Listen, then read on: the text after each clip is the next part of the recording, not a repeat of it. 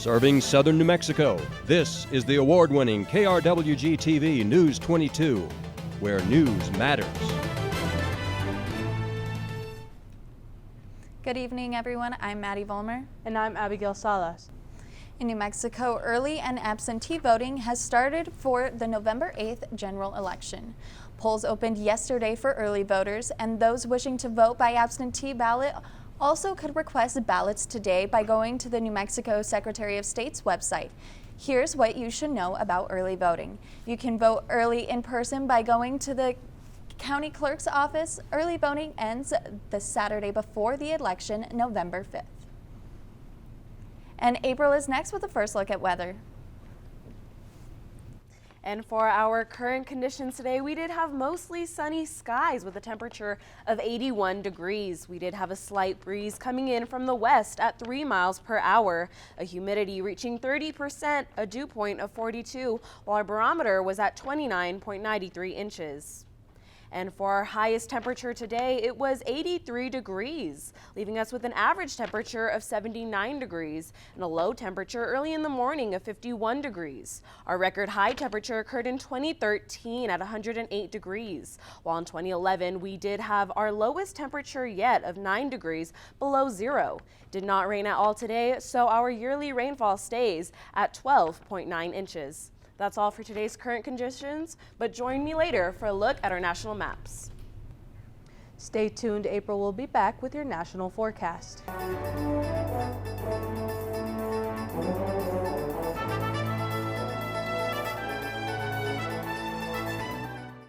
Welcome back. You're watching News 22 Wednesday, where news matters. Here on campus, the Aggie Stampede is paving the way for leadership in the student body. Recruitment efforts ramped up earlier this semester as they offer t-shirts, backpacks, and other useful school materials, preserving school traditions and applying leadership skills in business settings are some of the great things for students to experience within the group. Natural leader, but now I get to know how to network professionally, because I used to do it socially, like pretty casual, and now I know how to do it professionally too. The group will be holding a financial wellness workshop this Thursday at noon in the SILP conference room. The ever-growing Chihuahuan Desert has found a voice. 16 artists have come together to discuss the traditions of desert in the extreme weather patterns and the economic, social, and political insecurities of the desert. They also considered it poetic, nature, and the pleasures of the desert that continue to bring people and animals to it. Art is very provocative. So art allows us to have an intimate conversation with each piece, with the materials, with the colors, with the texture. We can start that conversation on our own and then spread the word. So the pieces. The exhibit was shown at the Universidad Autónoma de Ciudad Juárez, but finds a new home at the Brannigan Cultural Center in Las Cruces. Until the end of the year, the Brannigan Cultural Center is open from 10 a.m. to 4:30 p.m. Tuesday through Friday, and from 9 a.m. to 4:30 p.m. Saturday. Admission is free. And April is next with the national weather forecast. Thank you. And for today's first national map, we have the high temperatures across the nation, ranging anywhere from the low 50s to high 90s. Specifically, the northern part of the country seems to be a bit chillier, such as 50 degrees in International Falls. Not too far from them is 58 degrees in Minneapolis, and farther to the west is 69 degrees in Seattle. And for our next map of the night, we do have the orange areas on the map, indicating the places most likely to experience thunderstorms later tonight. Specifically, the red parts of the map show which places will have severe thunderstorms, which is mainly along the border of Tennessee, Mississippi, and Alabama.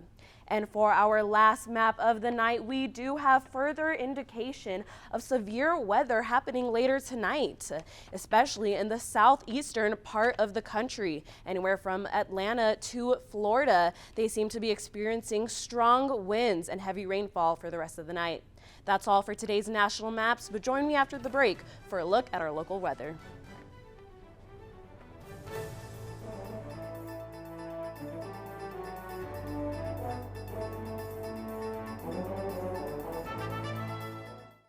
And now taking a look at our local weather, we have 76 degrees in Farmington, not too far from them in Gallup, it's 74 degrees. In Santa Fe, we're at 69 degrees, and at Deming, we are at 81 degrees. And for our temperatures for tomorrow, we're at 70 degrees in Santa Fe, 74 degrees in Gallup, 74 degrees again in Clovis, and 81 degrees in Deming. And in Alamogordo tonight, there will be clear skies with a low temperature of 54, while tomorrow we'll have partly cloudy skies with a high temperature of 81. In Truth or Consequences, they will also have clear skies tonight with a low temperature of 51. Tomorrow it's going to be sunny with a high temperature of 82. And in Silver City, we will also have clear skies tonight with a chilly low temperature of 48 degrees and a high temperature of 76 degrees tomorrow. And in Las Cruces, it will be 51 degrees with a partly cloudy sky tonight, and tomorrow it'll be a high temperature of 82 degrees and mainly sunny. Now, back to the desk. Thanks, April. The fall and spring semesters at NMSU are filled with football, volleyball, basketball, and many other sports for both women and men. But one activity is making a huge mark here on campus and in the state. New Mexico State University continues to build its esports program and looks toward solidifying itself as one of the top programs in the country. News 22's Alex Baca has more. These are the sounds you hear when you step into NMSU's esports facility. Contrary to popular belief, video games are actually helping many students get opportunities beyond the screen. NMSU is the first school in New Mexico to offer esports scholarships to its students. The university is investing close to $6 million to expand the presence of esports in the Corbett Center Student Union on the main campus. It's just been uphill this whole time. So finally, once, it feels great to have that support, and that momentum. And now we could really focus on our players and give back to the ones who really need it, Freshman nursing major Darlene Pineda is one of those players.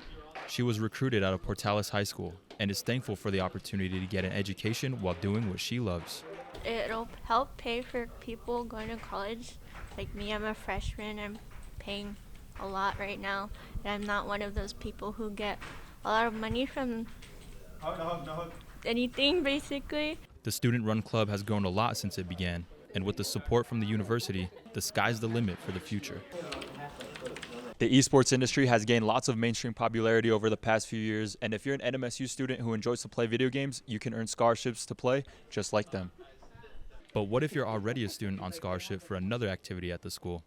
Cross-country student-athlete Anakin Hetman runs for the Aggies and is also a varsity esports player. He encourages other students to join the program. Like you said, it's another opportunity for them to be able to go to college and find a way to get their school paid for. So I think it's going to be a positive experience, especially if they're just doing it for fun and it turns out being something they can go to college for, and it'll be enjoyable for them as well. So NM State Esports is trying to offer more scholarships in the future and welcomes all students to visit their facility and get involved. Alex Baca, News 22. Although esports is not a part of the NMSU athletics department, they do compete against the likes of UNM, Oregon, Arizona State, and Utah, just to name a few of their competitors throughout the season.